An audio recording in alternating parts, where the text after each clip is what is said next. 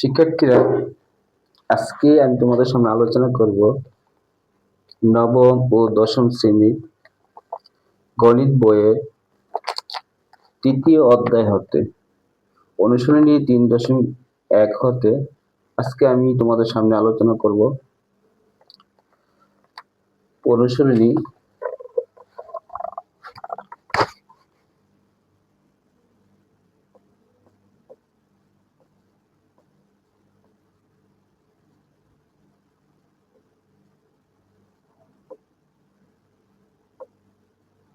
অনুশীলনী 3.1 হতে আজকে আমি তোমাদের সামনে কয়েকটি গাণিতিক সমস্যার সমাধান করব।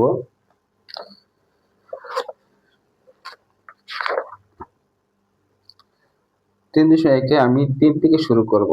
আজকে আমি 3.1 এর অঙ্ক নাম্বার 3 থেকে আজকে আমি তোমাদের সামনে শুরু করব। এখন 3 নম্বর অঙ্কটি বলছে, 3 নম্বর অঙ্কটি হলো 3 নম্বর অঙ্ক বলছে a মাইনাস b সমান সমান 4 এবং ab সমান সমান 60 হলে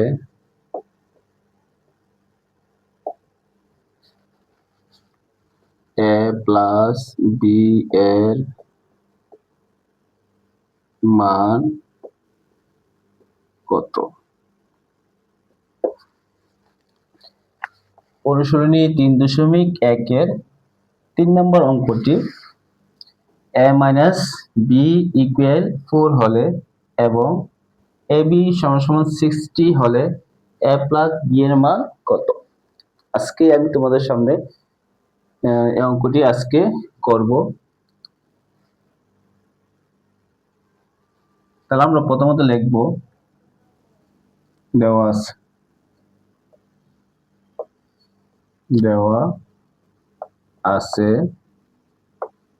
কি দেওয়া আছে a মাইনাস b সমান সমান 4 এবং ab সমান সমান 60। এখন আমরা a প্লাস b এর মান কত এটা আমরা বের করব।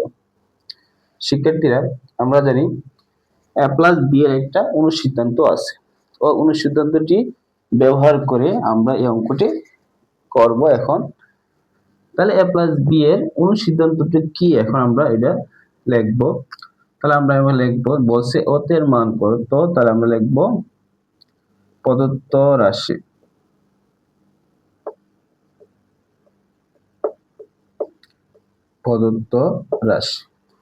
প্রদত্ত রাশি কি?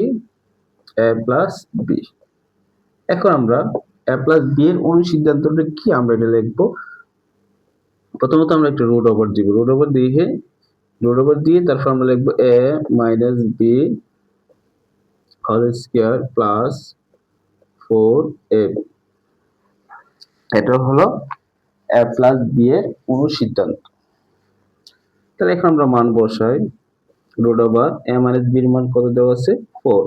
আমরা a মাইনাস b এর পরিবর্তে 4 লিখব, পাওয়ার স্কয়ার প্লাস এর প্লাস 4 এর 4 আর ab এর মান 60। এখন 4 এর স্কয়ার তাহলে কত হবে, 4 এর 4 16। তারপর আমরা 60 আর 4 এ গুণ করলে কত হবে 240। 240 এর 16 যোগ করলে কত হবে 256 হবে। 56 এর রুট কত হবে, 56 এর রুট হবে 16। এটা হলো a প্লাস b এর মান হলো ধনাত্মক ঋণাত্মক কত 16।